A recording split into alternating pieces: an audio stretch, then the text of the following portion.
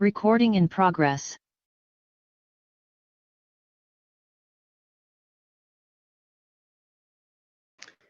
Okay.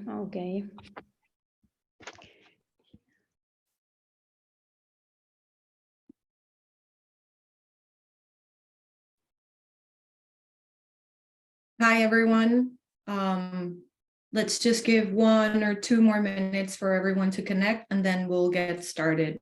Please, I would ask everyone to mute themselves so that we can get started shortly.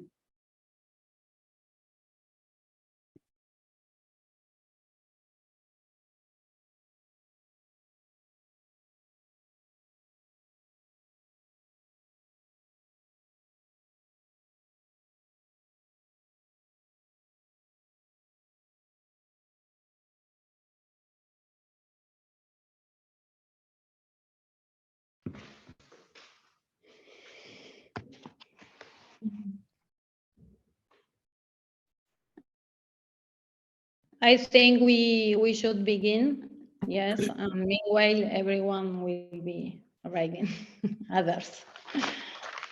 Great. Okay, so welcome everyone to Hecho por Nosotros, a side event, igniting regenerative models by enhancing creative economies through collaboration in the Global South during Catalyzing Change Week. My name is Jimena Lopez, and I am honored to be your host today at this event. And for all of you who are not familiar with our organization, Hecho por Nosotros is a nonprofit NGO with consultative status at the United Nations.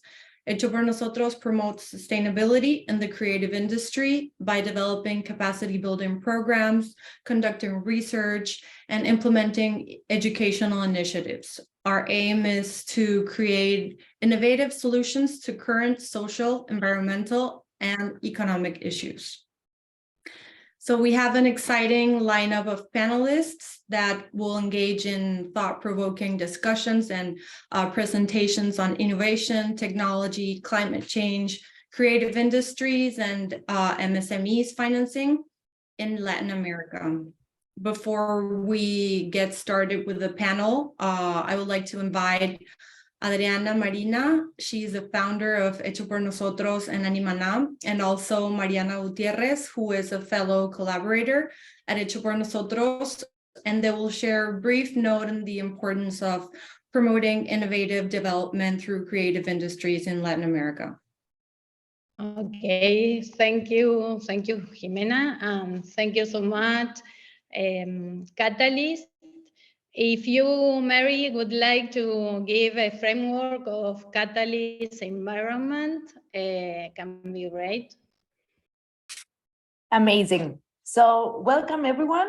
My name is Mary Arizmendi. I'm part of the Catalyst 2030 Secretariat, and I'm the Community Building and Engagement Coordinator. I'm so thrilled to welcome you all in Catalyzing Change Week 2023, Day 5.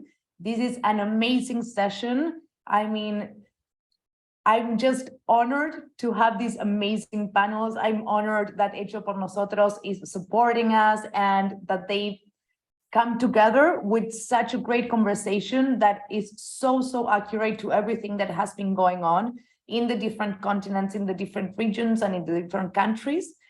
Big welcome from Catalyst, and I hope you enjoy. Thank you, Adri.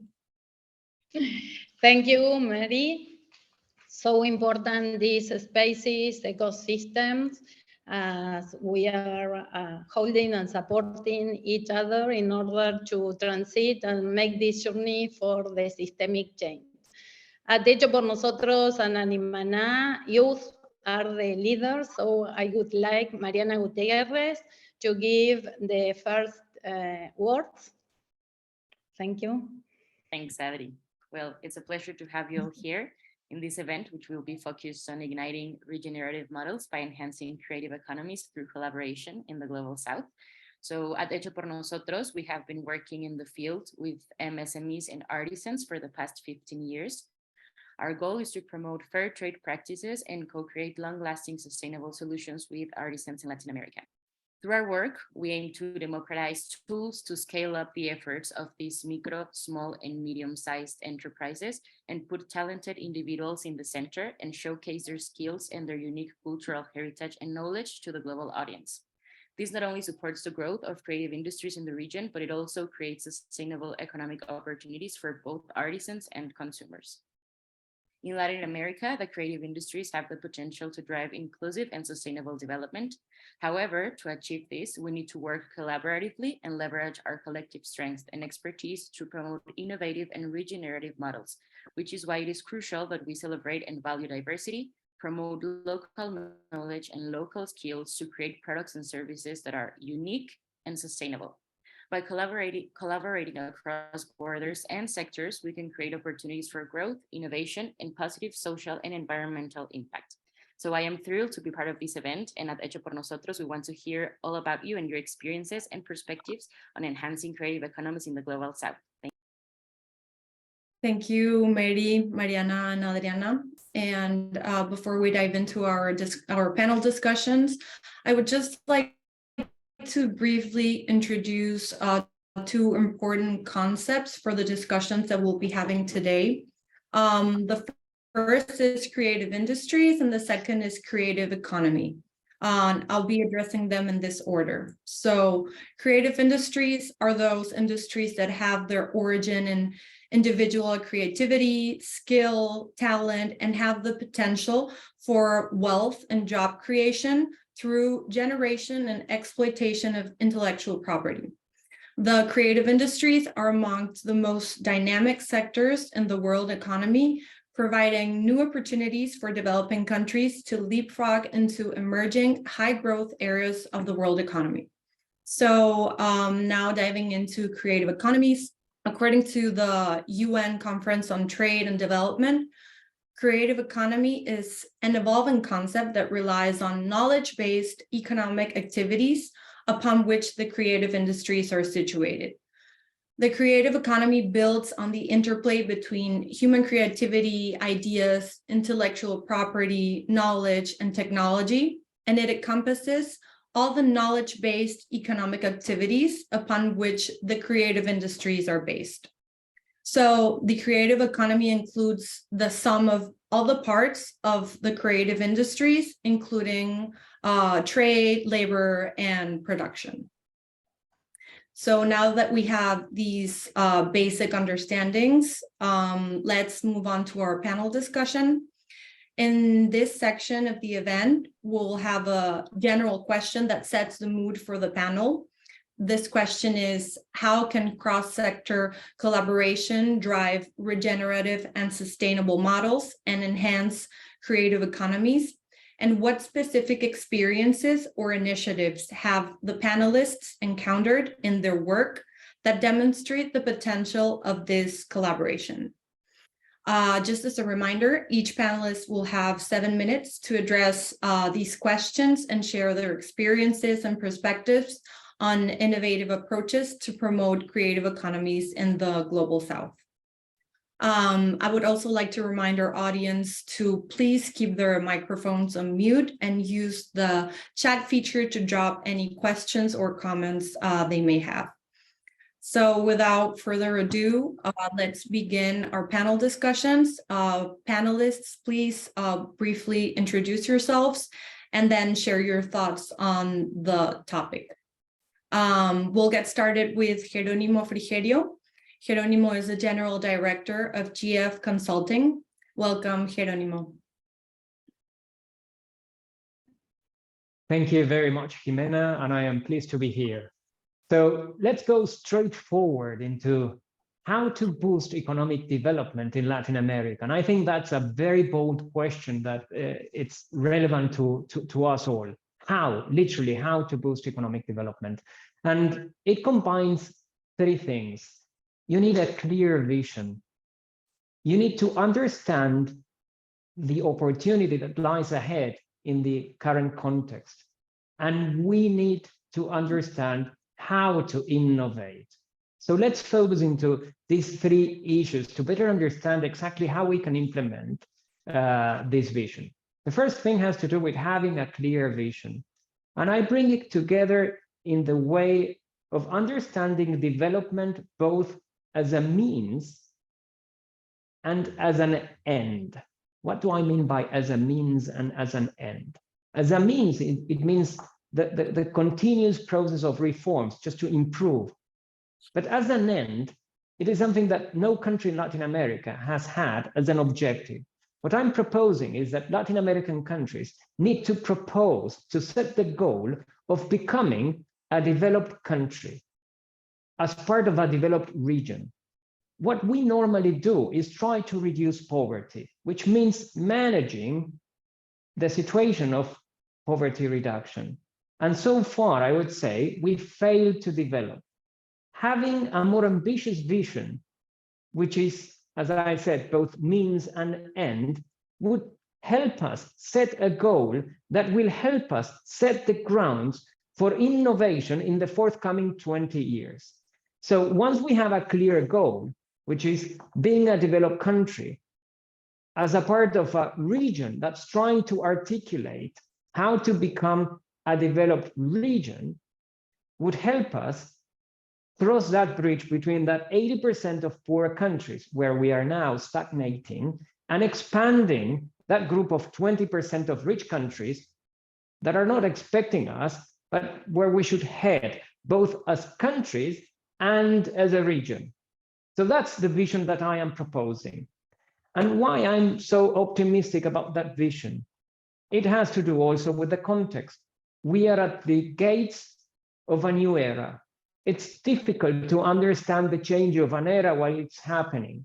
But I can say that the digital revolution is accelerating at an amazing pace.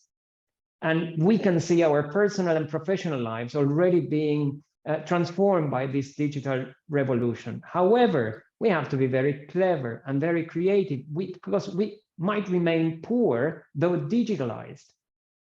So understanding how we need to cooperate to maximize this digital revolution is critical. And it's not going to be an orderly, I would say, development process, because while we still lack, I would say, solutions in terms of water and sanitation in Latin America, we will need to embrace digital intelligence and blockchain. At the same time, I would say that the global world order is evolving in a way that it is difficult to understand how it will evolve, but it will probably be different from what we have been studying in the past 20 or 30 years. Just only, I would say, the tensions between the US and China can project that the forthcoming years are going to be years of tension and probably of confusion. But I would say that in Latin America, we are used to confusion. If the future ahead is blurred, well, that is our cup of tea. We are comfortable in such an environment. If such a tension between global leaders is going to bring, I would say, uncertainties into the global financial architecture, or, for example, into the global governance, there we might find a good window of opportunity to redefine what development means. So far, in the past 60 years, I would say no country from Latin America has managed to go from poor to rich, following, I would say, the traditional terms of what development means. It might be time to rethink our rules, which have been inherited and sustained after, I would say, over 200 years after being colonized. We might rethink how we design our institutions. We might rethink how we debureaucratize our governments. We must rethink how we can sort of embrace the digital revolution that's ongoing and that's creating, for example, in blockchain technology, projects of billions and billions of dollars in market capitalization. And they are informal, just as we are. Why not bring them home? And they are entrepreneurs, just as we need to be. Why don't we learn from them? We need to adapt, looking into the future and not trying to get it right as we have failed in the past. So I would say that the challenge ahead in terms of opportunity relies on reinventing our governments so that we leave behind this bureaucratic style that we have, which ends up in corrupt practices. And we try to build, I would say, a digital machinery out of government. And at the same time, I would say we need to become real entrepreneurs. Why? Because that is, I would say, the way to move forward. And in terms of the third point, innovations, how can we innovate? I would say that I would present just a few examples of how we can innovate. We can structure our governments in a way where all our countries adopt similar governmental structures. Just imagine 20 countries adopting the same governmental structure. That could work. Second proposal, our governments have no methodology to run their governments. Let's tackle everything with a project style methodology so that every single thing within government is treated as a either long or short-term project. Third proposal, let's try to articulate the way where all our businesses can do business with a regional approach. Instead of being just countries, we can be part of a region where 10% of the global population does business together. And the fourth and most important one has to do with MSMEs. When you look, and I've worked at the World Bank, for example, at the Doing Business project that measures the difficulties for doing business in globally, and I then focused regionally in Latin America. And when you look at it, well, 99%, literally 99% of our private sector is either micro, small, or medium enterprises. But when you take a look into it, well, it's mostly micro enterprises. And when you understand that 50% of our economy or more is in the informal sector, micro companies would eventually be 99.999% of the market. What do those very small companies need? Those very small companies need simple rules, so simple that everyone can understand them. Digitalized solutions so that everyone can start a company, manage it, and close it over the phone. Why? Because that's the hardware that we have. We have that in rural areas. Poor people, the only piece of technology that they have is this piece of hardware. That's what we need. We need governments to speak at that level. You need to start up a company at zero time, zero cost, zero complexity. What does that mean?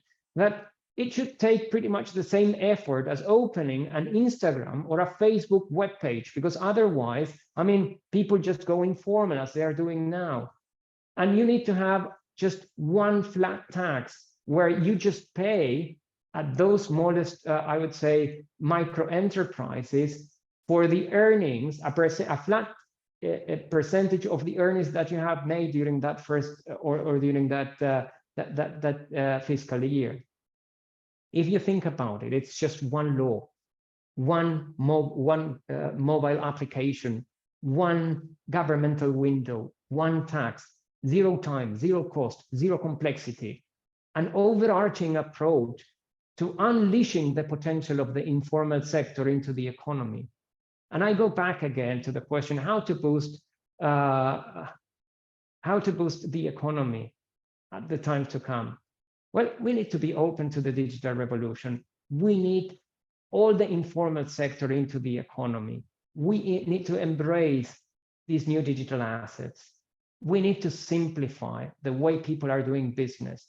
We need to think with our own culture, with our own rules, and reinvent those rules so that almost everything that's being treated as informal today becomes formal. Everything that's being bureaucratic today is simplified to then be digitalized. And it depends on us. There's no loan, there's no, I would say, international architecture that will redefine that. It absolutely depends on us. It's how do we redefine our rules? How do we redesign our institutions? How we start lifting our vision and looking into our own future and building together a better future for the forthcoming generations. Thank you very much. Thank you, Jeronimo. And thank you for your valuable insights on the challenges and opportunities on digitalization and innovation in Latin America, and the importance of having these concepts in mind when we talk about development and sustainability. Now we have Radhika Shah. Radhika is co-president of Stanford Angels and Entrepreneurs, tech and impact investor, international advisor for the Business and Human Rights Resource Center, advisor of the SDG Partnership Platform, and so much more. Radhika, welcome. The floor is yours. Good morning from California. Stanford Angels and Entrepreneurs is a community of 2,500 plus alumni, faculty, and students come together to advance tech innovation and entrepreneurship to help our community and society. Adriana asked me to touch on what is missing in the circular economy today. We need sustainable, holistic solutions that support ecosystems if we are to bring systemic change. Investors and philanthropists often like to fund focused areas, which is one factor leading to siloed solutions. The Sustainable Development Goals offer us a framework for looking at challenges in an intersectional manner and co-creating holistic solutions to the great challenges of our times. We need a different approach to funding. Being from the heart of Silicon Valley, I'm a big believer in the transformative power of technology, and yet we have seen the havoc transformative tech innovation has brought, at times to democracy itself via spread of misinformation, at times the negative influences like self-harm being promoted via social media, becoming cool for an entire generation of youth and becoming part of the identity. There is a role the creative industries and mission-driven investors can play here so that tech can be leveraged for positive transformations, as done by Animana and Huecho para Nostros, to offer grassroots artisans in the creative industries tech tools and skills. I'm a huge fan of this model. Thank you, Adriana and team. Let's look at alternate energy for a minute. It is not enough to just label fabric as sustainable. We need to look at the whole value chain and externalities. As an advisor to the Business and Human Rights Resource Center, I want to share some of our findings, how many green energy companies are often harnessing the most vulnerable harming the most vulnerable indigenous communities whom we have already pushed to the arid, dry corners of our world. Now, as the habitat becomes of interest to solar and wind companies, they are pushed out yet again with nowhere to go. The creative industry can perhaps play a role by influencing consumers to buy from businesses who embrace indigenous communities and include them in a just energy transition rather than pushing them aside. Investors and foundations can play a key role both in harnessing the transformative power of tech for good and in a just energy transition, not just by putting pressure on businesses they've already funded, but also making mission, in addition to profit, a key pre-funding criteria. Growing up in India, deeply influenced by the Gandhian ethos of respecting the dignity of all, thinking of a relationship to nature as that of a trustee and not thinking of nature as a resource for us to exploit, and the diversity in each of us being a strength that helps us unite humanity. I am a believer in cross-regional, cross-sectoral collaboration, and I'm so excited to co-chair the new United Nations Joint SDG Funds Breakthrough Alliance, a public-private partnership where we look to building bridges between the UN system, private sector investors, particularly impact investors, philanthropy, academics, private and businesses, to bring the power of technology, media, and markets to combat climate change in an inclusive manner and to catalyze resources, including impact investment. Adriana wanted me to share some examples from a different part of the global south, from India, of holistic regenerative models. I will talk about a few which foster a circular economy and are grounded in the values of human dignity, self-reliance, and sustainability, and empower the grassroots. Textiles are cool, colorful, trendy, but also part of our identity. Cloth symbolizes dignity as well. The first example is from pre-independence India. Khadi is a hand-woven, rough, beautiful fabric that rural villagers would weave on a very simple loom, and it became an icon of the dignity of a nation, as Mahatma Gandhi called on every Indian to boycott British fabrics and wear only khadi, thus enabling self-reliance and livelihood for rural Indians. The icon, a sort of fashion identity, a fashion statement of supporting the mission of throwing off a colonial yoke, and this unified an entire nation. Another example from today's world is Gunj, a modern day regenerative circular model which redefines fashion and recycling. This cross-urban rural India collaboration has transformed the relationship and mindset between urban and rural Indians. The elite of Mumbai and Delhi are now proud of not just being donors giving clothes to the poor. Instead, they are actually proud now that they regularly take their clothes to the urban goon centers and that they're being environmentally conscious and less wasteful. They are thankful to the rural communities to give them this opportunity. This is the change Gunj has brought. And in turn, Gunj activates rural grassroots communities to build sustainable community projects in a very creative manner, such as conserving water by building ponds, weaving new types of fabrics. So villagers actually earn these clothes, thus conserving their dignity rather than receiving charity from the urban rich. Innovation and entrepreneurship mindset is not enough. Investors need to fund mission-focused organizations with holistic solutions that support local, regional, and global ecosystems. The creative industry can play a role in bringing the shift in mindset by influencing the next generation of consumers and investors. I remember meeting an entrepreneur at UN headquarters who was creating a floating maker lab traveling along the Amazon River, bringing this lab to children in remote villages in the Amazon rainforest so that they can unleash their innovation and inner creativity as the lab stops at the villages. And their ideas can inform urban kids in Brazil and vice versa via this beautiful floating lab designed based on ancient reed models. Children are innovative and creative everywhere, the entrepreneurial everywhere. We just need to level the playing field a bit as this entrepreneur has done. Thank you again, Adriana, for inviting me and for your bold and visionary leadership at Animana and Vecho por Nostros and bringing this much needed systems change in our world. Thank you so much, Jerónimo, Radhika. Embracing both points of view is that we would like to present how we take all these challenges on board and go ahead in order to embody this creative economy. So if you want Paula to share the presentation, some of our, okay, here our systemic change, this journey driven by micro, small, medium firms, by artisans, producers. Continue, please.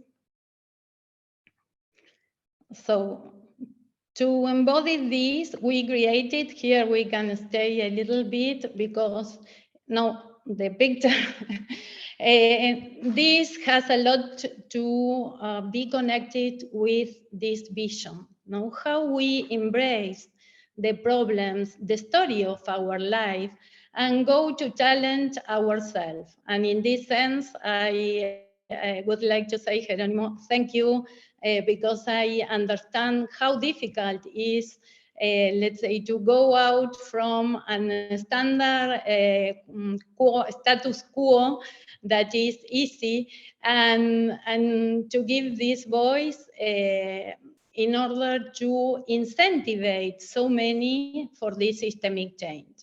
I was born in this Patagonia where that beautiful space, nature, inspires so many people around the world.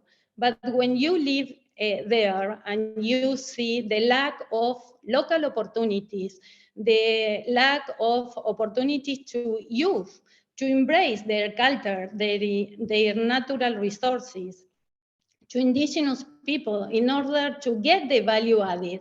I could live in firsthand the enormous effort of breeding sheep, merino wool, and to be exported without any value added. This is the root of Animaná and Hecho por Nosotros, and showing how technology that is available, all the capacities, if we go together, collaborating, enhancing these efforts with all these resources that we created in the world nowadays, we can do a difference. Social firms that navigate and that share and collaborate for this systemic change. And this is Animaná Hecho por Nosotros. Let's go very quickly, because many of the areas. Now, well, here we have to go finally, now, before, sorry that I couldn't, the other one before. The fragmentation of our value chains. This industry of fashion that we are all part every day of our life is totally fragmented and is rooted in using micro, small, medium firms and hand workers around the world. Hand workers, home workers are the second hand of employing around the world. But they are totally fragmented, yes, and this is what gives place to bad environmental impact. This industry is the second more contaminating industry. The lack of human rights and of local value added. And of course, it is in the base of so many economic inequalities. So what about if we work in that change, creating this bridge and joining all the value chains? We are working directly on the roots of the problems that we have nowadays. Now we can continue. The problem is that the micro, small, medium firms, the brands that really commit with good practices, that challenge themselves, they finally have to compete. First, among others, what is terrible. Second, with the other firms that do not commit with these principles. So there are enormous difficulties in order that we can identify the 2 points, yes, the ones that offer and the ones that are looking for these sustainable practices. At the same time, we have this world of greenwashing full of certification that really, we have to say by now, as many things that we have to put in black, in white, is that they do not fertilize sustainability and inclusive value chains. So we have now with blockchain and different very easy technologies, now we can continue, a way to validate the good practices of micro, small, medium firms. All this part was very well taken by Jerónimo and also by Radica, so we can change. And here is how we, with this vision, reimagine a creative economy where technology advances and empowers the business and knowledge, the wisdom of producers and artisans of micro, small, medium firms that are often marginalized in the global fashion economy. Entonces, so if we validate their wisdom together, we allow them to be the big boys, their own narrative, to be part of these value chains of this system, we can inspire the rest of our economies and the rest of the big fashion brands that they have a huge power at the market in order to go for sustainable and circular processes. So we contribute to an inclusive model that is based on fair trade and regenerative models. How we did this? Through Animaná, our social brand, our firm that is the marketplace of this integration of these all transformation of the value chains in all its aspects, gave us the opportunity to direct work with producers of different natural fibers, bringing together all Latin America. We work in Argentina, in Peru, in Bolivia, in Mexico. That allowed us to understand so many issues and different interchanges with stakeholders, with brands, with policymakers. And through Hecho por Nosotros, we share these good practices and these cases of study in order to put like this knowledge in the center, and that so many other change maker, artisans, producers could embrace this knowledge and improve their practices, create clusters, interchange information. And at the same time, with Hecho por Nosotros, we create this new university where research, policymakers, together with these points of view, share these case studies. And we are feeding all the time. We do not only work with Animana, but with hundreds of other social firms around the world. We began this work in Latin America, and we expanded to Africa and India, as we have some examples today. We can continue and go very quickly. This is all how we transform this value chain since the beginning, working with natural fibers, understanding the bottlenecks, working with International Trade Center, Unido, among, for example, camelids that are a common fiber, one of the most finest fibers in Latin America, and they are far, let's say, producers or be included and recognized. So bringing tools to natural fibers, here we can share an article with Copecan that we work on with alpaca, transforming totally the way that producers are included in this fashion industry. Sustainable design, I will leave this for Trish. Capacity building, we will bring now an alive example that can inspire one of the thousands of examples we have been going on. Commercialization, a B Corp Animana, a model that is sustainable and brings this story with consumers, with brands, with wholesalers around the world. And our voice at United Nations through the ECOSOC, talking and bringing this solution for 15 years to the high-level political forum and different areas of United Nations. We can continue. Continue very quickly. Continue. Here, so to put in practice how we do it. Now, we can talk about Huánuco, a place that has ancestral techniques of 2,000 years of story that are their products that are a flagship product in Peru. But when you go inside this rich cultural, that they are so beautiful, so full of energy, of creativity, of willing to be part of this world, you see that they live under the line of poverty. This is incredible. So what we do with Huánuco. COVID was, let's say, a key moment for humanity. We can continue, Paula.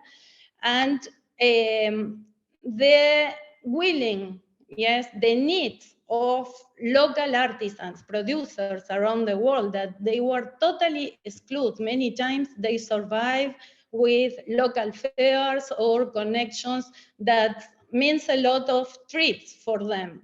With COVID, they were totally aside the system. So what we did is to connect with leaders of Hecho por Nosotros and Animana that we work from the beginning and beginning co-creating solutions and using technology as Jerónimo said, phones, yes? if someone in their family, they have a phone, could be a cousin, a daughter, or themselves. So we approached more than 50 small cooperatives in Huánuco who went and dive in their culture, listening all this potentiality, all these assets that they have. And collaborators around the world, not just from Peru, from Argentina, from Europe, United States, we together work in these co-creation processes, where we first of all understood all the social issues they must bridge, all the social issues that we need to go in order to integrate this group in a capacity building. For that, we called them one by one. We fomented these social spaces at Zoom, and they began to grow. Was very easy, so interesting how people, when they notice they will have an opportunity to learn, to get tools, they instantly bridge this gap. Yes. Okay, so the capacity building was a long process, and when you finish all the process, of course, financing is a key point. For that is that, and Paula, we can go to almost the last, that we integrate another NGO that is EO Labs in order to prepare themselves on how to receive this direct financing, how to go out all the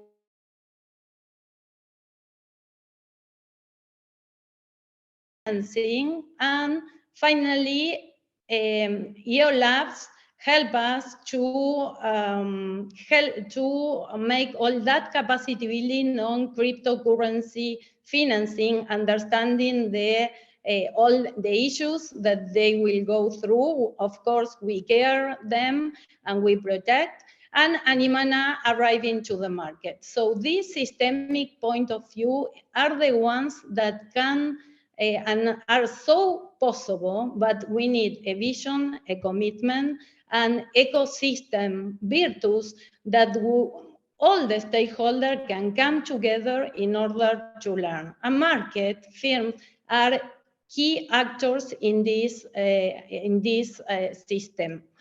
Okay, so now I would like to leave Trish talking about design, a key area of this capacity building. Yeah, hi, Trisha Langman. Good morning from the west coast of America. You know, co-creation, the creative economy, education are all interlinked. It's the core of what we do at Hecho por Nosotros, where we like to highlight these initiatives around education in the Global South. So I work on a lot of the initiatives around the world, and in particular in Africa. One of the main initiatives that we have is our toolkit. And this is something that we feel is really important to put out there in the sustainable fashion phase in the creative economy. What we have is our circular fashion toolkit, and it consists of 4 courses. So a fundamental course, basically, which is for designers, artisan makers, and for people who are interested in just learning more about sustainability and circularity. We are aiming it at the next gen, partnering with universities, with colleges, and every other educational institutions that are in our ecosystem, and creatives who are working in the Global South, who do not have access to some of the tools that are you know, readily available in universities and centers around the world in the North. We're giving them access to educational courses, tools, and also networks to help them expand and scale in a very responsible way. So the first course is our fundamentals course, and we really are looking at, you know, the SDGs, as I said, but at the core of our toolkit is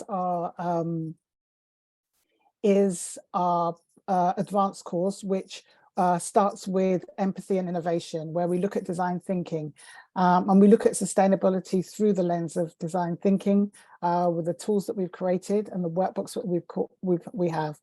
We've really tried to make it so that it is something that will help democratize and give access to designers. We are using it as a place to co-create.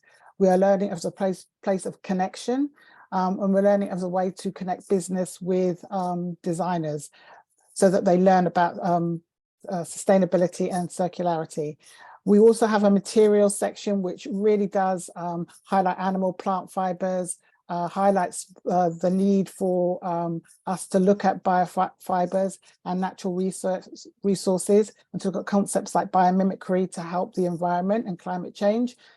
We have also the circular economy, which is the key to the fashion industry and the creative economy moving forward into the next century. Just looking at how we can utilize the SDGs, but also utilize new business models. I mean, business models that shift away from the old ones, which do not look at purpose-driven businesses, do not look at the way that you actually grow your business responsibly. So, you know, for a lot of small SMEs in the global south, it's really, really difficult for them to be able to scale and to be profitable and to be sustainable. And I think that the toolkit which we have is giving them tools to be able to do that. We have a materials index, we have auditing tools, we have places where you can look at your business model, and all from that place of empathy and looking at your environment and working in harmony with that. Just, you know, balancing digital transformation with ancestral knowledge. They need to coexist together. And so that's what we've been doing with the toolkit, which we are, you know, currently working within our ecosystem to advance into universities, into smaller centers in the global south. Adriana, do you want to, I'm going to let you carry on and talk about how that intersects with the rest of the work that we do. Jimena, would you like Yes, to go? yeah. If we could move to the next slide, please, where we talk about the progress and impact. Yeah, this is the one. Thank you. So we'll just briefly share with you the process of our progress and impact that we have and we have made so far in our sustainability journey.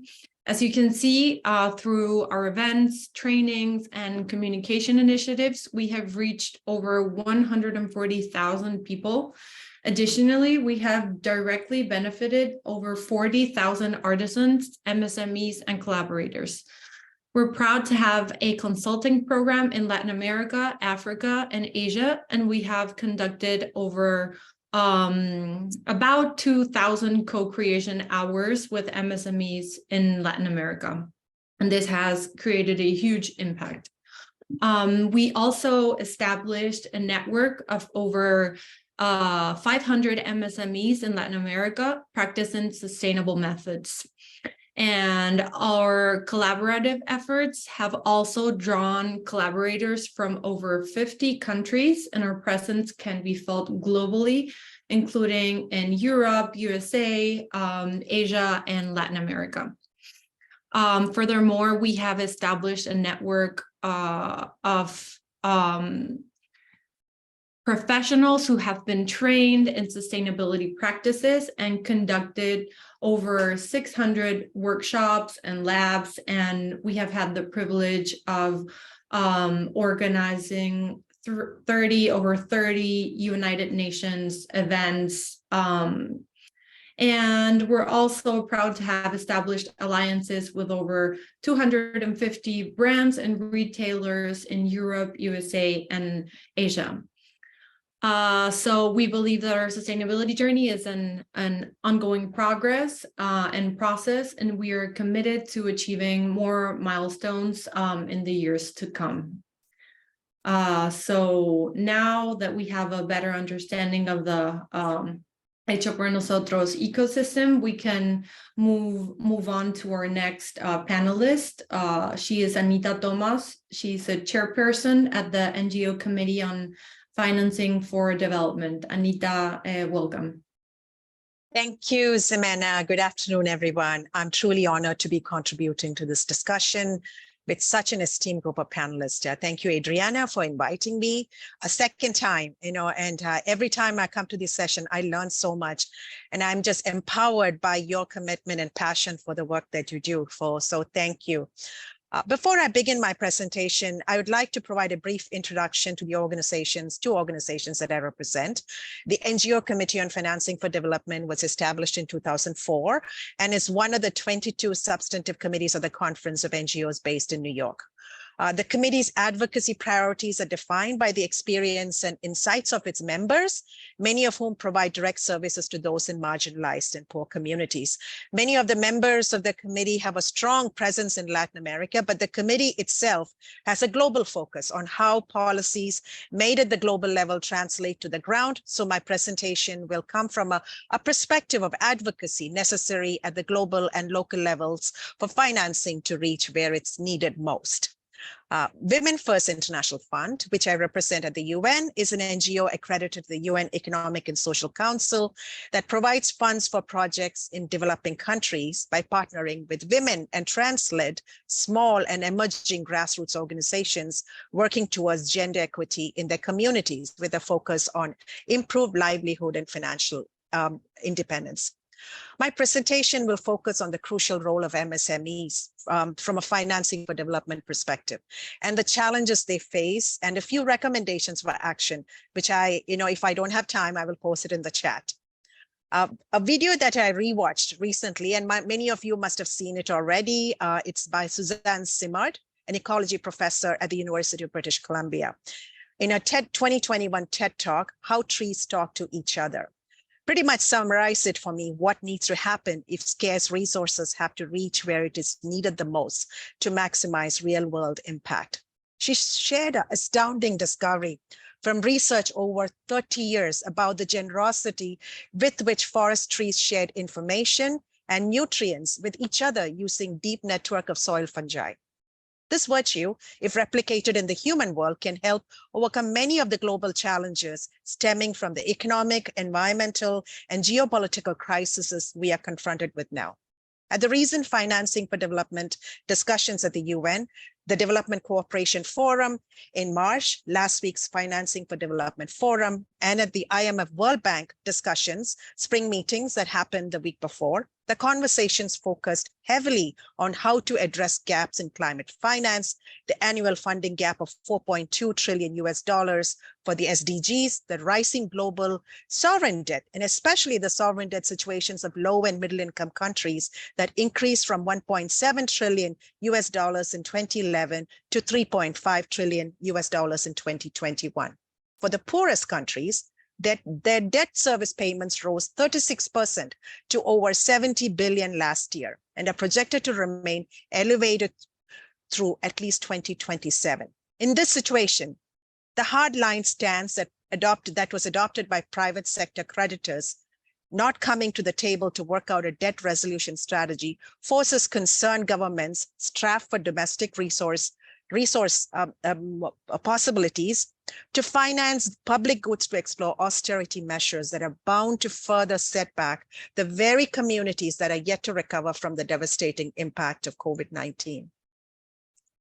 For those of us who are working with organizations that provide direct services to those in marginalized communities, as many of the members of the NGO committee do, including my own organization, the key question to ask is, how are all these debt challenges translating to the ground, impacting people's lives and livelihoods as households globally are facing a cost of living crisis, further widening the existing inequalities of workers in the supply chains, especially informal sector workers, comprising mainly of migrant women and youth workers, migrants, women, and youth workers. The role of micro, small, medium enterprises is crucial in this regard. They form the core of national economies, comprising 90% of businesses worldwide and contributing 70% of global employment and 50 to 60% of GDP. They are critical to the financial viability of global value chains and play a vital role in the global economy by generating revenue and employment, and are a crucial conduit for lifting people out of poverty, particularly in emerging economies.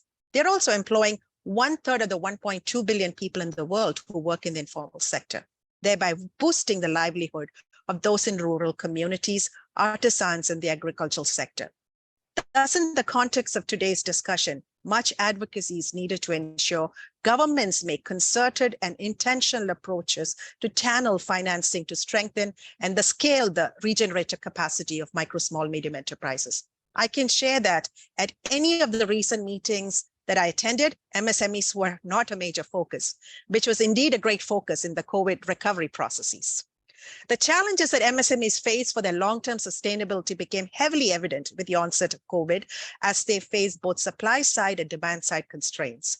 Access to reliable and sustainable finance is one of the major challenges. The International Finance Corporation estimates that 65 million firms, or 40% of formal micro, small, and medium enterprises in developing countries, have an unmet financing need of 5.2 trillion every year, which is equivalent to 1.4 times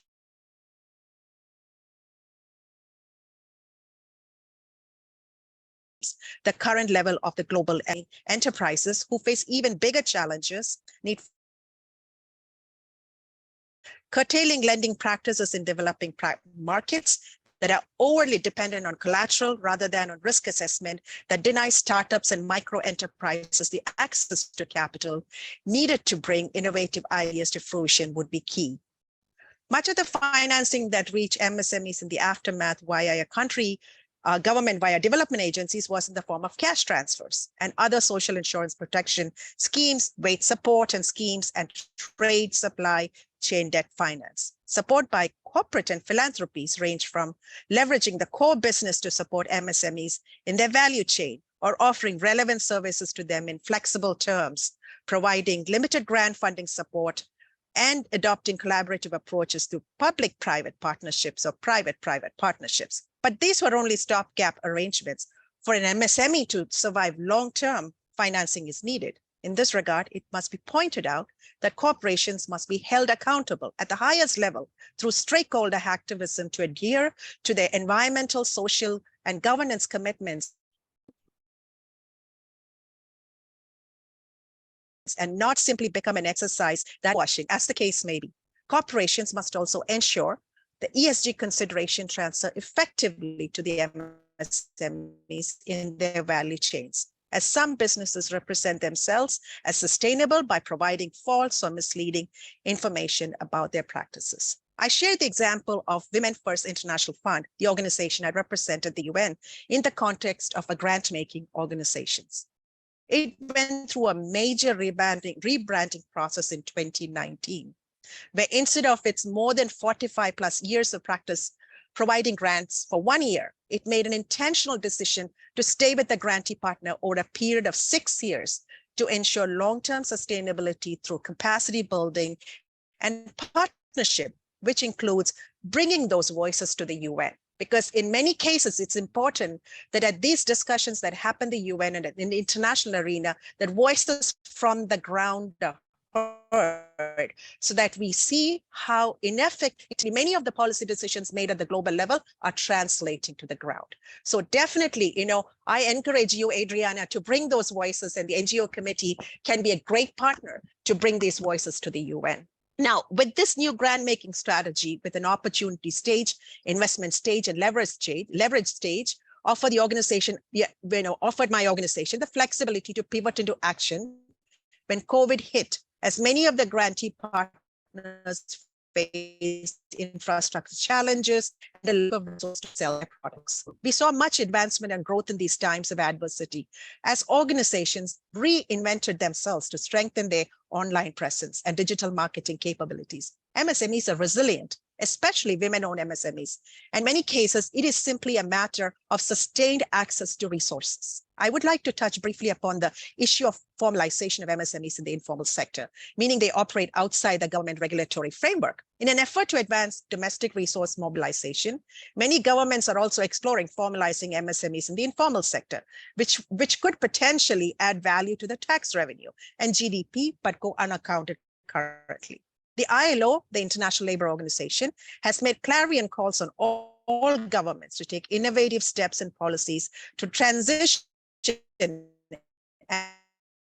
and integrate all informal MSMEs in that form in order to guarantee decent jobs and sustainable economic empowerment. The World Bank estimates that 600 million jobs will be needed by 2030 to adopt the growing global workforce, and as such, SME development will need to be at a high priority for many governments to generate the necessary jobs. But it's also to be borne in mind that the reason to remain small and informal are not always related to tax and other legal compliance cost consideration. When faced with low productivity, access to resources to scale and grow, and lack of competitive advantage to operate in a formal setting, many MSMEs in the informal sector might see informality as their means of survival. Surgeon business and MSMEs experience as they move into the digital world. Many hesitate to transition online owing to the cumbersome online taxation policies and compliance requirements. Definitely, there needs to be advocacy in this area. If MSMEs are to survive, global advocacy is needed to ensure that they have a conducive framework to work within in the countries that are promoting this.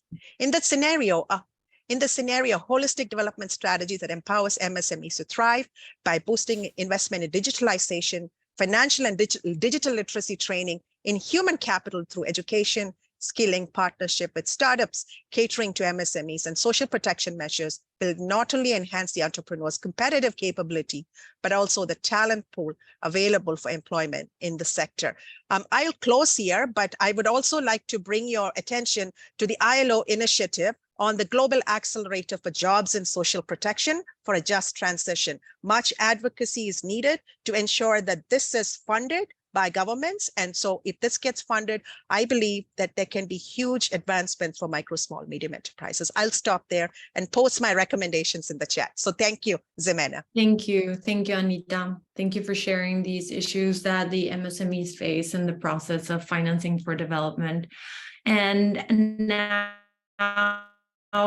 let's welcome Matias Figliosi. Matias is CEO and co-founder at Univayo. Matias, please go ahead. Thank you, Jimena. And especially thank you to Adriana.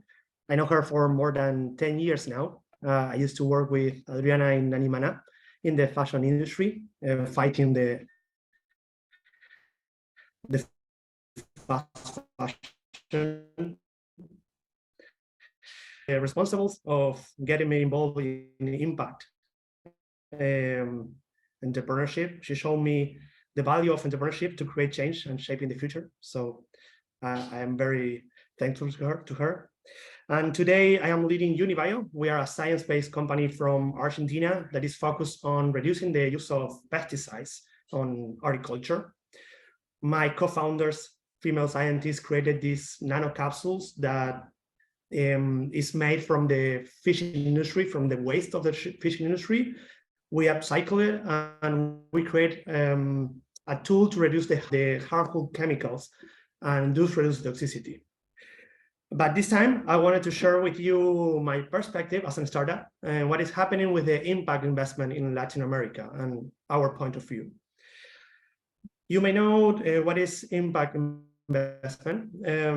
Impact investment is a form of investment that seeks to generate, of course, financial returns, but also a positive social or environmental impact in the process.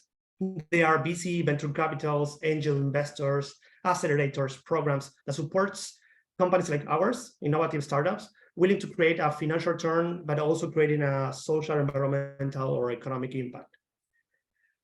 And like Geronimo was saying, we have a huge opportunity in Latin America.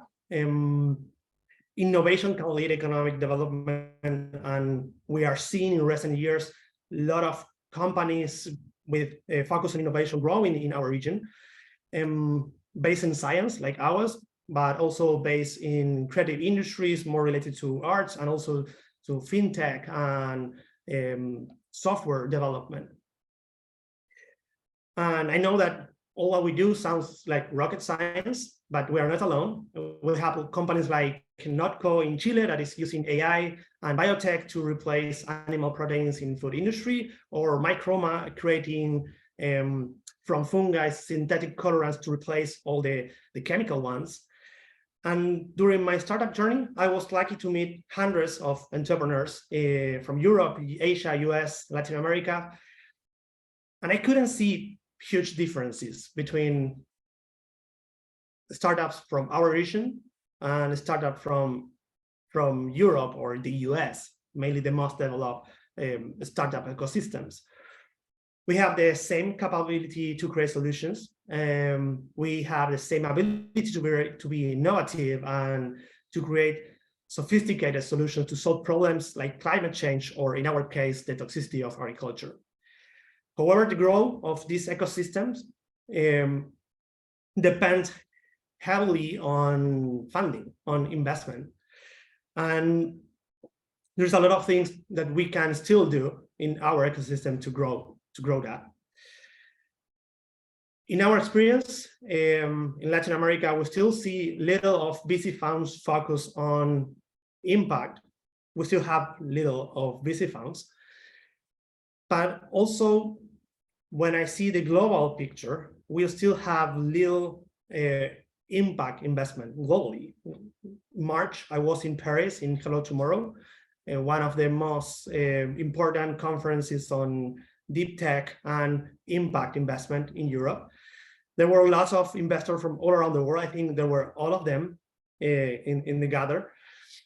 But there's still little of them focused on early stage and trying to help the most innovative startups. They are mostly institutional or corporate funds willing to assume little risk and not focusing on what is unknown and could be more innovative. In Latin America, there's growing a lot of VCs. Indeed, the lead investor of our seed round is a new fund that has only 1 year in the market, and they're focused on life science, and they're really, really good. But I still have more innovation capacity than investors willing to help to create these solutions in the market.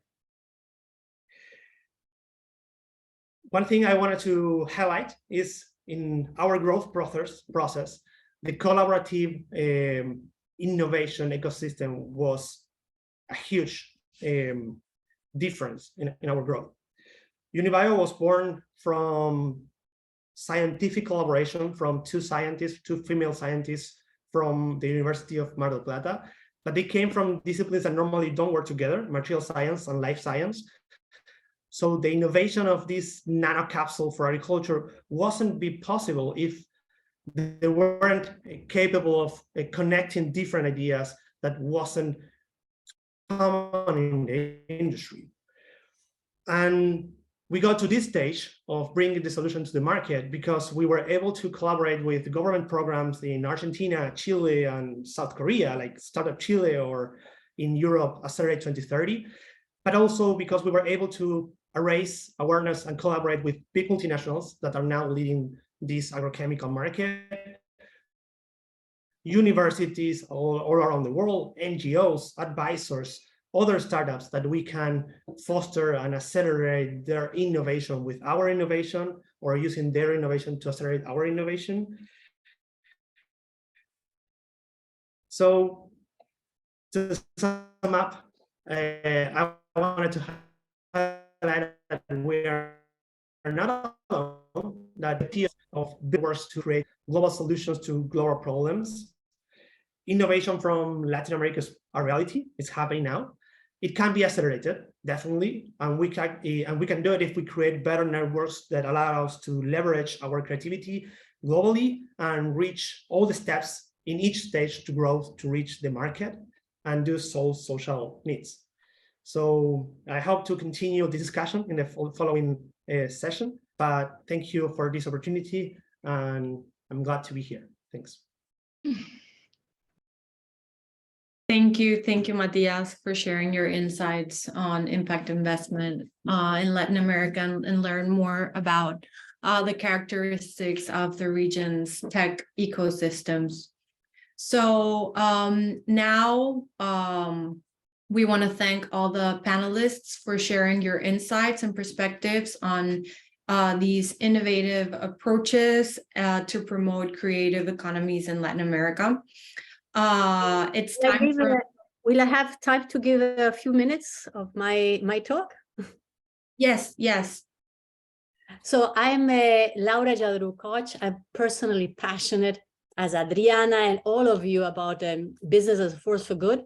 I'm founder of Women for Solutions, a network of thousands of women and men entrepreneur and intrapreneur in more than 40 countries that seek, as Matthias says, simple and effective solutions, because solutions are all there about the caring economy. And what we do is we believe in making visible and valuable the care of the environment, the work of care of people, the high quality of a childhood education, lifelong learning, and transparency to prevent corruption, and metrics, obviously, to measure what we can do and change. So our network is focused on two burning issues: gender equality and climate change. We collaborate with hundreds of business women and men, NGOs, universities, government, excessive, endless growth vision and consumption that for too long economists and policymakers have really need to be changed. And how do we do this? We collaborate, for example, with the Universidad Central de Caracas, also with the Universidad de Cuyo in Mendoza, to create this certificate of gender equality that is 17 to 12-week long, where we really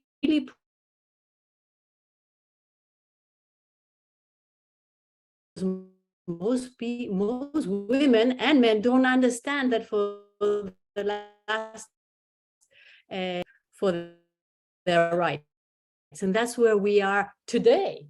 And we also have created certificates on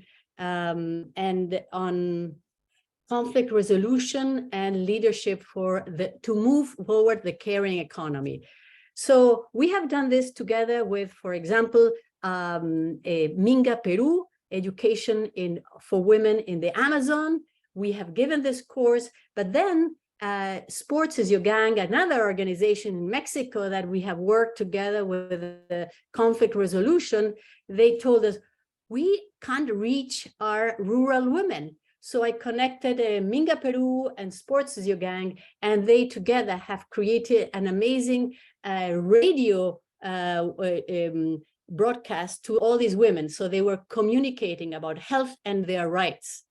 Creciendo Juntos, another amazing NGO, we have worked together in Costa Rica, starting many years ago with teaching them about Start Empathy and Ashoka program, and then as well the Certificate of Gender Equality and the Caring Economy. The same with the projects Pro Mujer and Proyecto Colibrí regarding the education of finance and local currency. Local currency is fundamental for the caring economy to move forward from poverty.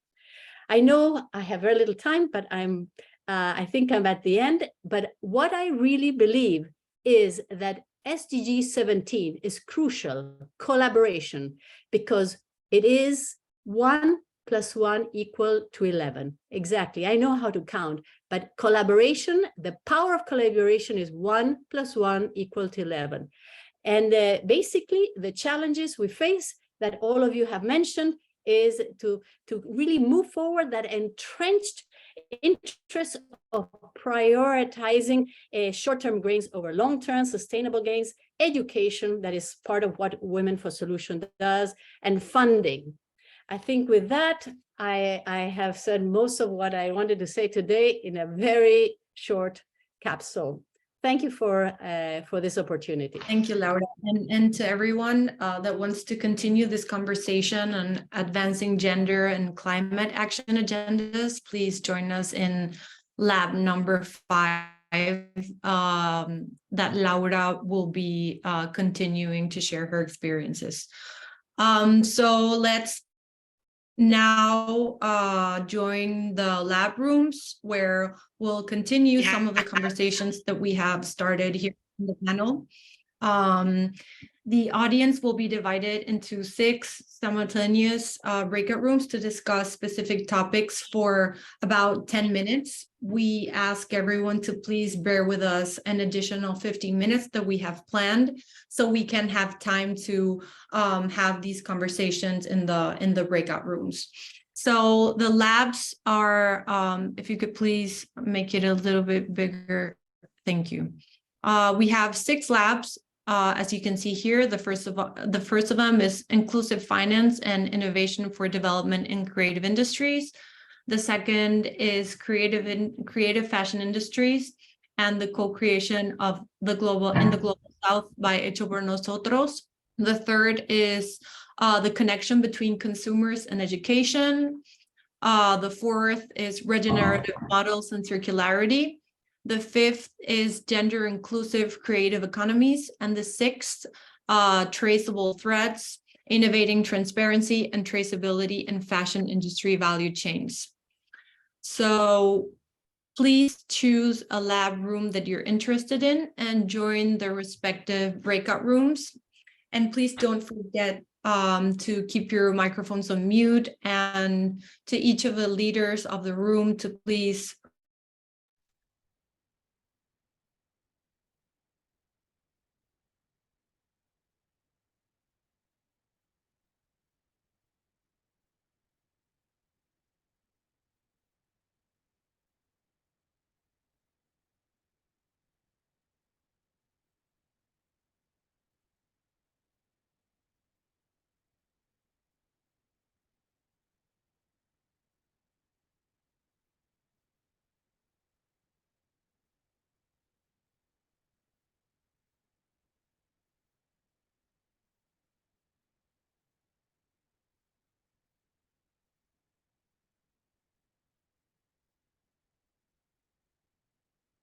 Hi everyone, how are you? Hello. Hola, ¿cómo están? Estoy moviéndolos. I'm moving the people who are supposed to be here that haven't reached the room yet. Hi everyone, thank you for being here today. So, Luna is here. Luna, here.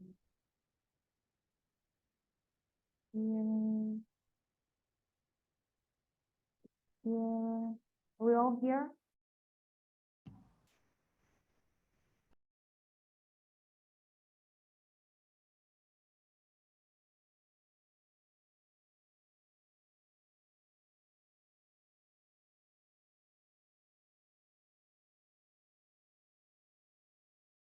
Hi everyone, can you hear me? You want to try your mic briefly before we start? We hear you. Perfect. Hello, we can hear you. Hello, everyone. Hi. Okay. Rosy está acá. Okay. Perfecto. Okay. So there are a lot of people that are not assigned, I see, but we will start with Cosplay. Maybe when you start talking, I will start seeing if there's someone else who wants to join us. So welcome everyone. Welcome to the Regenerative Models and Circularity Lab. Today we will explore the power of returning to the basics and seeking inspiration from ancestral wisdom and from nature. We have a fantastic panel today. Rocío Recaborde, founder of Maspuso, Luna Perit, and Esti Gulbas from Hecho por Nosotros, and the amazing team of students from Ecology Netherlands, Elena, Marjolein, Clara, and Durey. And together we will explore the potential of regenerative models and to empower creative industry. So I was going to do a brief introduction before we start talking, but we really don't have the time, so I will just give this message. We will try to ignite a dialogue around how this natural scope and how we can take over all of these issues we have regarding circularity by enhancing it with collaboration. So we will start listening to Luna and Effie. So girls, be ready to open your mics. I will start your presentation. Thank you, Paula. I will start and then I will hand over to Luna. I'm Ezgi Gülbaş from Nosotros. As we all know, the fashion industry has a significant impact on environment and society. Today, I will talk about two important concepts that are driving positive change in fashion. One is circularity and the other is regenerative models. And I think it's better, as you see in this chart, in this slide, there are three charts to explain where we were or where we are today and then where we want to move. So business usual so far is linear economy that you see on the slide on the left. And traditionally, fashion industry has followed this model, and some companies still follow this model. Resources are extracted, products are made, and then they are disposed at the end. And this model is based on the assumption that resources are infinite and waste can be disposed without harming the environment. However, today we all are aware of that this model is unsustainable and has many negative impacts on the environment. At first, the economists or people saw recycling could be a solution to this problem, since it allows us to use materials, but it is just one small piece of the puzzle. On the other hand, when we look at the right part of the chart, which we promote circular economy, creates a closed loop system where materials are continuously reused, recycled, repurposed. And this means that we need to design products with recycling in mind. And when we look at the regenerative models, circularity and regenerative models going hand in hand, we can reduce waste and minimize our negative impact on environment by designing products that can be repurposed. We can use regenerative materials, production processes, and regenerative models could go beyond circularity by actively working to restore and regenerate natural resources and ecosystems. Implementing circularity and regenerative models in the fashion industry, as we all know, all say all the time, requires a collaboration. In order to make this transition, we think that we need to work together as a society. Governments, businesses, and individuals all have a role to play in creating a circular economy. We need to shift our entire approach to both production and consumption towards a more circular model where resources are continuously reused and waste is minimized. As HO Nosotros, we support sustainable and ethical practices in the fashion industry. We have developed a circular chapter that focuses specifically on circularity and regenerative models in the fashion industry. We encourage the use of regenerative materials and practices. We worked with artisans, designers that use regenerative models in their production processes, and provide educational resources about regenerative and circular models of both production and consumption in fashion. And we also support the use of zero waste production techniques. And now I would like to turn over to my colleague Luna to talk more in detail about this waste management. Thank you. Oh, hello everyone. Thank you, Etsuke. Oh, that was amazing. So yes, I am collaborating with Ethiopia Nosotros.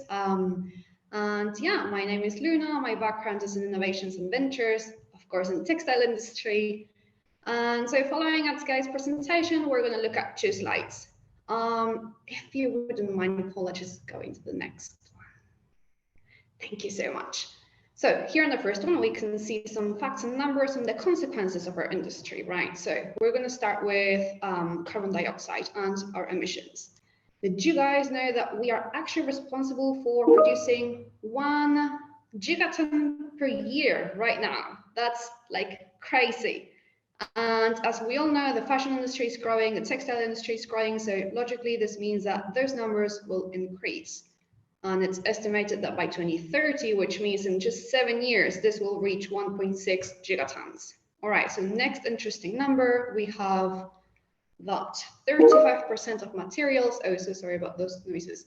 35% of those materials, textile materials, are wasted through the supply chain, usually through like transportation, so logistics, unsold stock, false monitoring, design changes, etc., etc.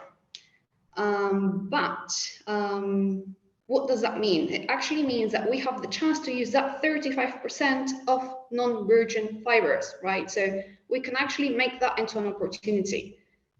All right, our third fact is that we are responsible for 20% of our global waste production. So 20% of it all is through us. Yeah, it's a lot. And well, we all know about microplastics, right? So we know that those little things, well, out there in our beautiful ocean floor, there are 14 million tons of them. And we are responsible for 8% of those, which means more or less 1 million tons. And yes, it is just a fraction of those 14 million, but even that fraction is too much. So that's why we're here, right? To fix this. But now this is where the fun part comes. So if we don't mind going to the next slide. Thank you. So I know it sounds impossible, but there are so many change makers out there working on all of this, right? So this is our cycle. This is what we're looking at. So of course we can tackle this at any point, but right now we're just going to focus very shortly on the very beginning and the end.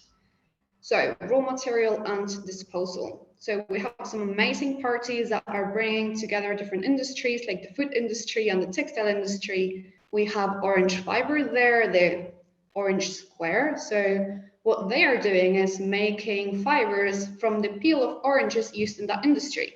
So that waste is now a new sustainable recyclable fiber. And same with banana tech, so coming from the banana trees. You know, so there's so many options. One more out of dozens that are worth mentioning is Noosa. So it's a bio-based circular fiber that it's endlessly recyclable. And the best part is that it doesn't get deteriorated. This is the big problem with cotton. Once you recycle it, it doesn't have the same qualities. Now, at the end, we spoke about microplastics. And we have now seen developing technologies that are using sound waves to separate microplastics from wastewater. So, I mean, just imagine if we could add this to the textile production process, it would be incredible. And last but definitely not least, the North Carolina State University has come up with a solution that separates blended fabrics such as cotton and polyester, which is extremely hard. And they do this with enzymes.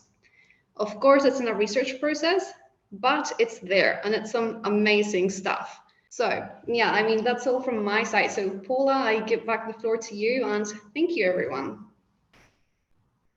Thank you, Luna. Thank you, Ashley. That's been actually really enlightening.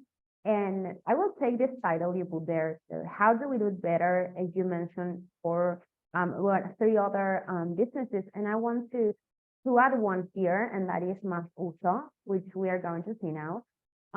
So next panelist is Rocio. Rocio is a textile designer, and she's working with biomaterials, fully compostable, fully biodegradable, and she's doing an amazing job, not only creating it, but also creating really nice and good collaboration ties where she gets to expand this work. So Rocío will do her presentation in Spanish. I will give the floor to her, and after she's done, I will share her Instagram and a brief translation on her speech.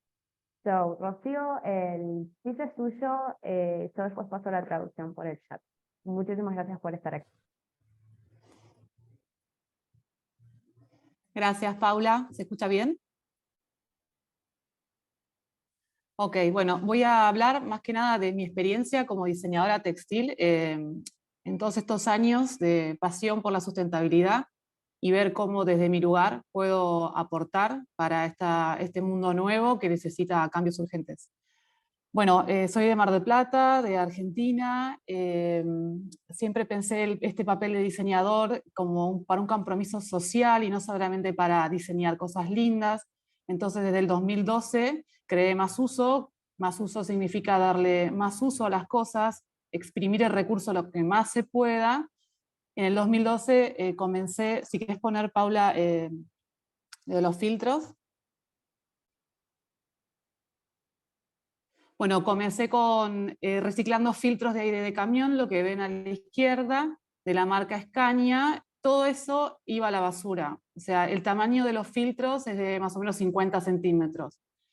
A mí siempre me interesó el desecho industrial porque es lo que mayor impacto podemos llegar a tener si le damos una solución. Entonces, con esos filtros, con Más Uso, nosotros los reconvertíamos en estos puffs que ven acá al lado, pero lo que pasaba en ese momento es que no teníamos tanta aceptación por parte de la sociedad porque no querían, por lo menos en Argentina, no querían un producto reciclado porque lo relacionaban con algo feo o con algo mal hecho.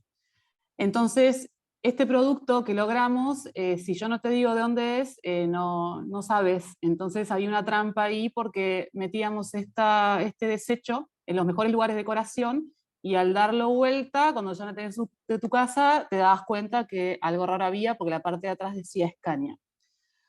Bueno, eso lo que pasó fue que no lo podía escalar porque era un desecho muy específico y bueno, me complicaba para poder desarrollar un negocio.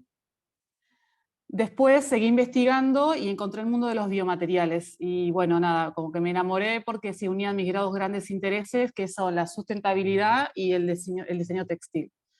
Se me planteaban varias preguntas porque no entendía cómo la gente no ve un recurso en los desechos y cómo no todo el mundo está trabajando con biomateriales. O sea, como que me sigo preguntando, ¿cómo no todas las empresas implementan los biomateriales y apoyan investigaciones? Porque todo lo que ofrecen los biomateriales es bueno, o sea, no tiene ninguna contra, es un producto...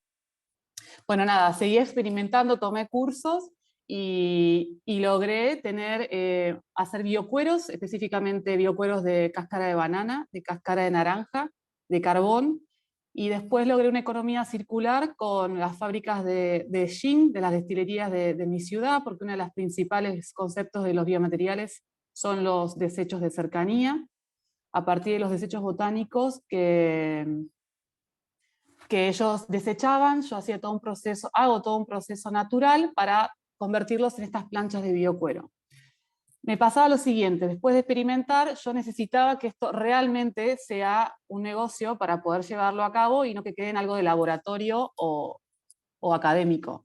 Entonces me propuse seriar el proceso y estandarizarlo y poder lograr un paño de biocuero vendible a otros diseñadores que puedan ellos poner el diseño y lograr un producto listo para usar. Me parece que el cambio es ahora y me parecía que era un buen producto para ya ponerlo a vender. Entonces, bueno, empecé y dije, voy a empezar y voy a contagiar a otros y si además logro que me vaya bien económicamente, van a seguir varios por este camino. Empecé a darle la importancia que tienen las alianzas para lograr productos como esta cartera. Ahí van a ver los botánicos desechados por la industria de la destilería, a la izquierda el paño de biocuero que hago yo y después en el medio la cartera que está hecha de esos desechos e implementado en un diseño listo para usarse. Y lo más importante de los biocueros es que además se puede compostar. O sea, es un producto que todo tu proceso de compra no afectó a nadie. sea, salió del desecho, reemplaza materiales contaminantes como el plástico o el cuero, la cuerina, y además lo puedes compostar. Bueno, empecé a ver cómo podía agilizar el proceso, hice una máquina, la tuve que inventar porque no había, para hacer el proceso más corto de secado. Bueno, me tiré la pileta, funcionó, así que con eso pude hacer 20 planchas cada 3 días y lograr la gran demanda que tengo de emprendedores que están ávidos de nuevos materiales y bueno, veo esto como una oportunidad para Argentina, para Sudamérica, una oportunidad de industria, que acá, por lo menos en mi ciudad, no hay mucho trabajo, entonces veo una oportunidad global de poder aprovechar ese recurso que es la basura, es el desecho, que nadie ve, para poder aplicarlo en un producto vendible y además ayudar al medio ambiente y en todo ese proceso que no contamine. Bueno, seguí generando alianzas, haciendo otros productos, los empezamos a llevar, ahí ven una cartera de carbón, es el carbón que usamos para la parrilla o para lo que sea. Y bueno, con este emprendimiento pude alcanzar uno de los principios básicos, que es exprimir el recurso, las máximas posibilidades que pueda tener, reemplazar los materiales, como estaba diciendo, que se pueda compostar. Y además hacer un producto de calidad, no eso que pasaba antes, que la gente decía, entonces que ahora realmente que el cambio de paradigma se note que es un producto de diseño. Ahí como vi recién que hablaban de la economía circular y del reciclado, yo ahora entiendo que claro, cuando yo hacía los puffs era algo reciclado. Y ahora, en esta época, yo hago algo circular, o sea que vuelve a entrar y se sigue compostando y es infinito, o sea que lo que se composta va a la tierra, la nutre, después vuelve a salir la planta. Yo creo que ves por ese camino.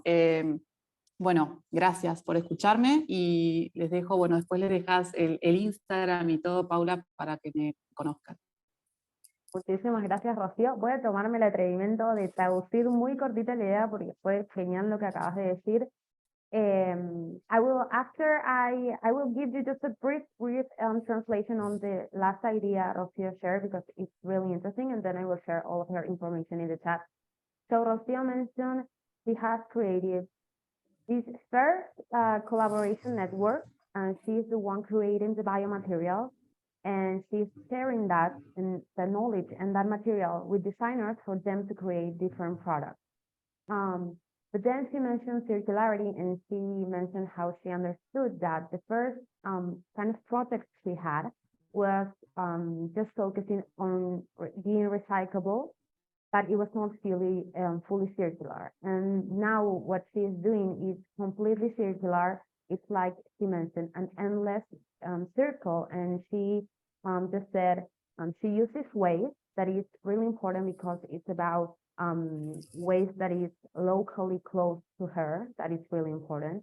That waste is put into product. The product is then compostable, which means it goes back to the earth, and from the earth, another plant can grow that can be used in the food industry or in another industry, and then be waste again, and which she can use again as raw material for her project, which is amazing what she has done and what she's doing. And I will share more information in the chat. And now I will give the floor to our student team. So guys, this is your starting point. Yes, thank you, Paula. Hello, everyone. We are a student team from Windesheim University. Yeah, Can you go to the next can you slide? go to the next slide? Yes, thank you. So we are Drake, Helena, Clara, and Marjolein. We are a student team from the Netherlands University, Windesheim, and we are currently in Delhi, India, as part of our minor, where we are managing a project between Hecho por Nosotros and Conserve. We started this project back in February, and we are currently, we've been in Delhi for about a month now, and in this month we've been getting more familiar with Conserve's work by, for instance, going to the recycling and upcycling centers. And a big focus of this project is not only to contribute to the development of a circular economy by converting plastic to value, but to also ensure that this transition is inclusive through upskilling underprivileged individuals with the creation of training modules. And simultaneously, we are also engaging in webinars with HXN, which gives us the opportunity to co-create and then exchange for knowledge and experiences. If we go to the next slide. Yes. And on this slide, you can kind of see what Conserve does by like what they do. So they create high-end fashion items with recycled plastic. And you can kind of see the process. So they really go from the raw material, from the plastic bags, to the sheets that they create with the machines that they have. And then from those textiles that they create the fashion items, which they then sell. Yeah, and so when Paula asked us or invited us to speak at the webinar, there was one question that was prominent, and this question is, are youths into circular models? And as much as we would like to make you believe that it's that youth fancy the trend of circular models, we believe that there is more and more this acknowledgement that being into circular models is not just a trend or a fad, but it's really about making livelihoods in the future possible. And yeah, there's many climate justice movements like Fridays for Future, the global movement, and many other youths who are in different ways involved in bringing about sustainability and circularity, by really understanding that it is the only way forward. And so I think there's also big urgency behind it. And so for us, when we got familiar with circular models, we came soon to the realization that circular models, creating circular models always means interacting with complex systems and different stakeholders. And this is by efficient collaboration between different countries, but also different generations and different societal stakeholders is crucial. And this means also fundamentally then exiting this ego-driven way of operating that has brought us, to the brink of existence, if you will. And in the next slide, we will go into the collective and the individual dimensions of the value of collaboration. Mm-hmm. So as we believe that like collaboration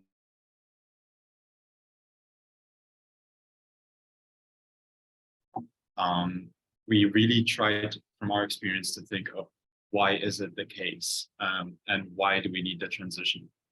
And just like also the collaboration with HXN and Nosotros and Conserve, throughout our 3 years of studies, we have also been involved in many projects since we are a University of Applied Sciences. And there are actually 3 main learnings that we have gained through these collaborations in regards to the collective dimensions that we believe are of value. And first of these, we really think that collective impact is through collaboration is often higher than the sum of individual efforts. And that is really something we try to touch upon, that seeing that working as a collective makes us stronger and makes us create even better and more efficient and more quality transition to circular economy.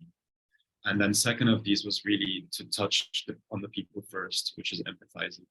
And there is an undeniable irrational level involved in collaboration, from which by understanding the others, you can also better understand the complexity of the systems. And the third of these is really dreaming. And this is also something we've really learned, that, for example, as soon as we dived into the topic of plastic waste management in this project, we started to see actual possibilities to build a circular economy, whereas before sometimes it seemed a bit less reachable because we were not really engaged into that field. So and then with this, there is also, if we go to the next slide, in a collaboration, there's also inherently a value that you gain in the individual dimension. And from our experiences, we also try to highlight 3 of these, which make us then advocate for this collaborative approach for a circular economy. And the first one is really the cross-cultural learnings. So in our project right now, we have an NGO in Argentina, an NGO in India, and all of us who are from different countries. And this project really widened our worldviews and it enhanced our cultural learnings. And we believe that to be very, very important so that this transition, we go into this transition with being culturally sensitive. And so to ensure that inclusiveness as well. Then the second one is really about confidence. So just giving my own experience before I started the studies and I was engaged in these collaborations, I really thought I was underqualified to even be in such a webinar as today or to engage in discussions with other change makers. And after these experiences, I really learned that I am enough and that I have a voice I can bring to the table and that I can make an impact without being an expert, right?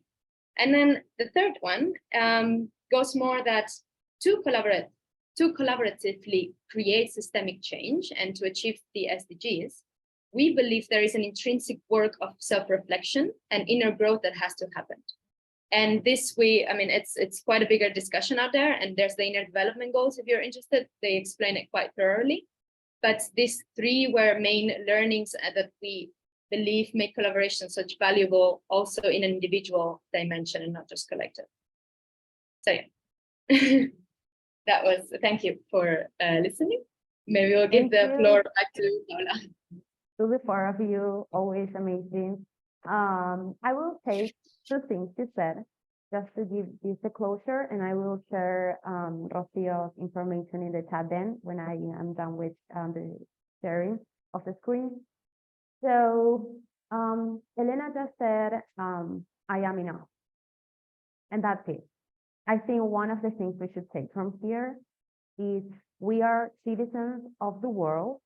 Problem is ours, all of us, each one of us. It doesn't matter where you are right now, and that you are enough and I am enough, and we can do things, small things from whatever is and whenever is that we are sending. I think that is really important. That is, for example, what Rocio has done. So Rocio, I'm gonna speak in Spanish right now. Estaba diciendo de que tenemos que tener este approach de decir somos suficientes y que desde nuestro lugar podemos, desde el campo que sea, donde estemos, cuando sea que estemos parados, podemos generar pequeños cambios que hacen, digamos, a la gran pantalla del cambio sistémico y del movimiento de lo circular, y que creo que el ejemplo de tu proyecto es perfecto para este tema. Y también voy a volver a tomar de la slide anterior, a ver si puedo pasarla, en estos tres tópicos que creo que también tocan a lo que vos nos mostraste de tu proyecto, que es el impacto colectivo, la empatía, que lo mencionaste, y el soñar, que el soñar muchas veces nos da este punto, ¿no?, como utópico hacia dónde caminar. So I was just saying that these three things are really important when talking about a systemic change. To have empathy is, I think, the key point of the change maker pathway as a starter, right? We have to treat everyone as equals. We all have a voice that is deserved to be heard and that has a lot of value to put on every table. So if we can take something from here is to speak and try to do, it doesn't matter if you think it's not enough, it's something, and it really can help to improve this world we live in. So I will now share Rocio's information in the chat. Okay, 1 second.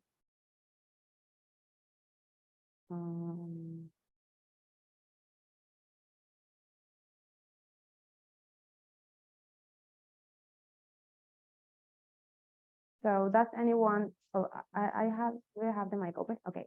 So does anyone have anything to add to this conversation? Do you guys like the dynamics? Do people in the audience have any questions for our speakers?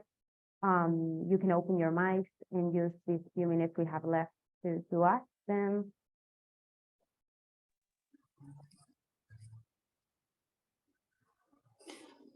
Paula. Sí. No, quería decir que yo entiendo todo en inglés, o sea que si quieren preguntar en inglés, bueno, entiendo perfecto y puedo responder en español y necesito la traducción. Okay, So Rocío just said that she does understand English perfectly, so you can ask her whatever you want in English. She will answer in Spanish, but I will help with the translation.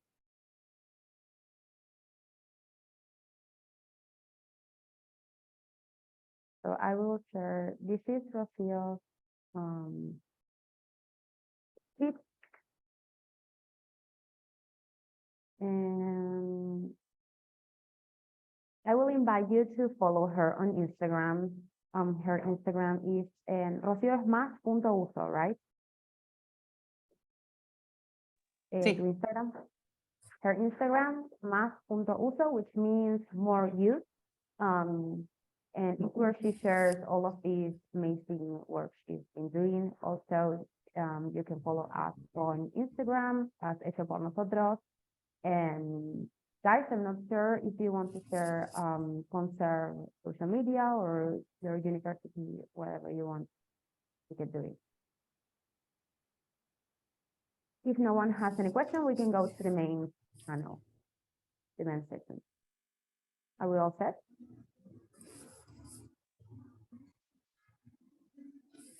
Okay, I think we are going back.